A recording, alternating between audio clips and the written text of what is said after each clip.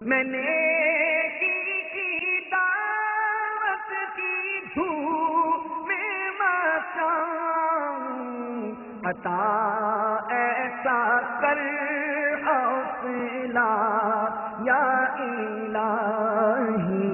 مال و متاع کی مشغولی، اہل و عیال کی مصروفیت ایسی چیزیں ہیں کہ جو ہمیں اللہ کی یاد سے غافل کر دیتی ہیں۔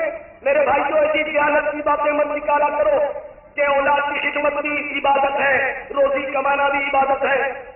یہ سب کے سب اپنے دائرے میں عبادت ہوتی ہے۔ ہم حرام کمائیں، سود کھائیں، رشوت لائیں اور ہم کہیں عبادت کر رہے ہیں، اور بال بچوں کی خدمت صرف اس طرح کریں کہ اس کو خوب دنیا پڑھائے، اس کو خوب دنیا سکھائے اور اس کو ماڈرن بنائے، انگریزوں کا نمونہ بنائے۔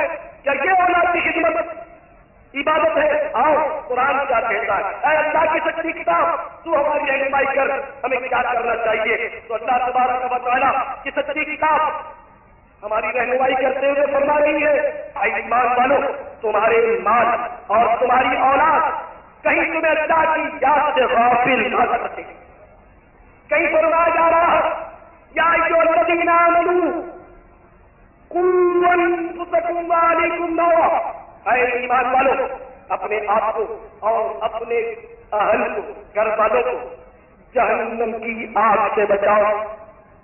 اے وہ بھائیو جو ان قریب مر جاؤ گے، ان قریب موت کے ہاتھوں چاروں خانے چت ہو جاؤ گے، ان قریب تمہیں اٹھانے کی تیاری کی جانے والی ہے، ان قریب غسان کو بلانے کے لیے تمہارے عزیز دوڑے دوڑے جا رہے ہوں گے، ان قریب تمہارے لیے کفن سلایا جا رہا ہوگا، ان قریب غسان اپنے سر پر تختہ اٹھا کر تمہارے گھر کی طرف قدم بڑھا رہا ہوگا، ان قریب تمہاری آنکھیں بند کر دی جائیں گی، تمہارے پاؤں کے انگوٹھے باندھ دیے جائیں گے، تمہارے جبڑے کو کس کر باندھ دیا جائے گا، چادر اڑا دی جائے گی، پھر غسان غسل دے گا، تمہیں کفن پہنائے گا اور تمہارا مال و متاع یہی رہ جائے گا، تمہارے فیشن کے کپڑے خوٹی سے ٹنگے رہ جائیں گے، تمہاری لمبی لمبی چمکیلی کار گیرج میں رہ جائے گی، تمہارا بینک بیلنس دھڑا کا دھڑا رہ جائے گا، اور تمہارے نام اٹھانے والے کہ تم جب کبھی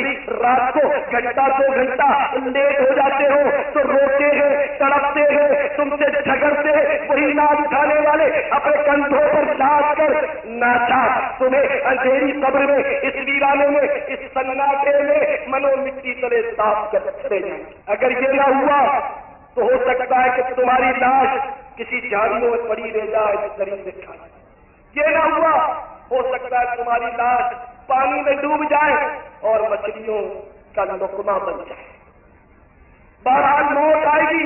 اے میرے بھائیوں، غور کرو، خوب سوچو، خوب غور کرو میرے بھائیوں، اللہ تبارک و تعالی ہم پر رحم فرمائے۔